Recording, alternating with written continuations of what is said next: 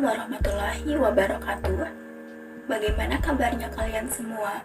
Semoga kalian yang di sana selalu happy dan sehat terus ya. Perkenalkan, nama saya Cynthia Meliani. Saya merupakan salah satu mahasiswi Fakultas Ilmu Sosial dan Ilmu Politik di Universitas Siliwangi. Michelle Jobson pernah berkata, kejujuran tidak selalu menguntungkan, tetapi ketidakjujuran selalu merugikan. Di video kali ini, saya akan mencoba untuk sedikit menceritakan tentang perbuatan yang tidak jujur atau bisa mengarah pada tindak korupsi yang biasa kita temukan di kehidupan sehari-hari dan mungkin pernah dilakukan oleh kita semua. Selamat menyaksikan. Mendengar tentang korupsi, bayangan kita langsung tertuju kepada koruptor-koruptor pejabat negara. Tindakan mereka yang dengan sengaja mencuri hak ekonomi negara dengan nominal yang banyak membuat kita geram dan seakan ingin mencabik-cabik tikus negara itu. Hal demikian adalah benar terjadi. Zaman sekarang masih saja banyak masalah korupsi di negeri ini. Contoh terbaru dari kasus korupsi saat ini adalah tertangkapnya 2 pimpinan BUMD di Gorontalo yang merugikan negara sebesar 897 juta. Tidak terbayangkan kan seberapa banyaknya uang itu. Namun, korupsi bukan hanya melulu tentang uang yang dicuri pejabat negara atau penggelapan uang negara.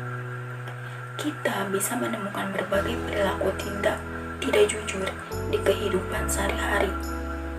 Sikap yang dianggap sepele dan wajar ternyata bisa memicu mental korupsi di dalam diri kita. Seperti ilustrasi yang akan saya tampilkan pada video kali ini. Silahkan simak ya teman-teman.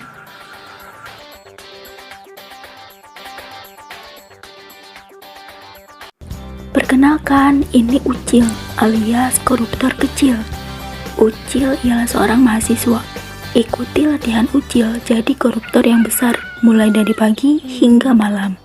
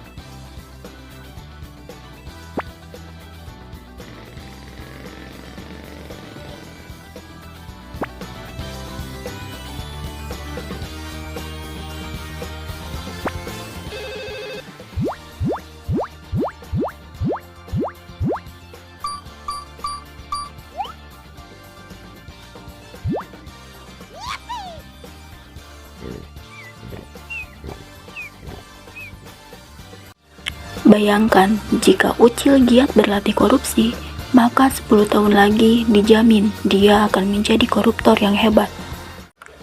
berawal dari gorengan jadi korupsi miliaran. Dari ilustrasi tersebut, kita bisa menyebutkan faktor penyebab dari tindakan korupsi. Pertama, adanya kesempatan. Walaupun sebenarnya kita tidak ada niatan untuk berbuat korupsi, tapi karena ada kesempatan untuk melakukan itu, maka cenderung kita akan mengambil kesempatan dan akhirnya berbuat korupsi. Kedua, mencari-cari alasan yang dianggap benar oleh pelaku sehingga dia tidak akan terlalu merasa bersalah karena didukung oleh alasan yang benar tadi. Ketiga, rendahnya kesadaran terhadap bahaya dari korupsi dan perbuatan tidak jujur. Keempat, kebiasaan. Biasanya, orang yang berbohong, dia akan membuat kebohongan lain untuk menutupi kebohongan tersebut. Yang terakhir adalah terlalu menganggap sepele dan mewajarkan perbuatan tidak jujur. Dengan faktor-faktor tersebut, membuat kita semakin berani untuk berbuat tidak jujur. Kesenangan terhadap perilaku korupsi dan tidak jujur hanya sementara. Sisanya adalah rasa kegelisahan, hidup tidak nyaman, diselimuti rasa bersalah, membuat orang lain tidak percaya lagi kepada kita, dan bahkan kita bisa dijauhi oleh orang terdekat. Tidak melulu soal dampak terhadap negara, korupsi di kehidupan sehari-hari juga membuat dampak negatif terhadap keberlangsungan hidup kita. Sehingga untuk menghindari diri dari perbuatan korupsi, terdapat nilai dan prinsip anti korupsi yang bisa kita terapkan dalam kehidupan sehari-hari. Pertama, kejujuran. 2, kepedulian. 3, kemandirian. 4, kedisiplinan. 5, tanggung jawab. 6, kerja keras. 7, kesederhanaan. 8, keberanian. Dan terakhir, keadilan. Sedangkan prinsip anti korupsi yaitu: pertama, akuntabilitas. 2, transparansi. 3, kewajaran. 4, kebijakan. 5, kontrol kebijakan. Mari bersama maju melawan korupsi.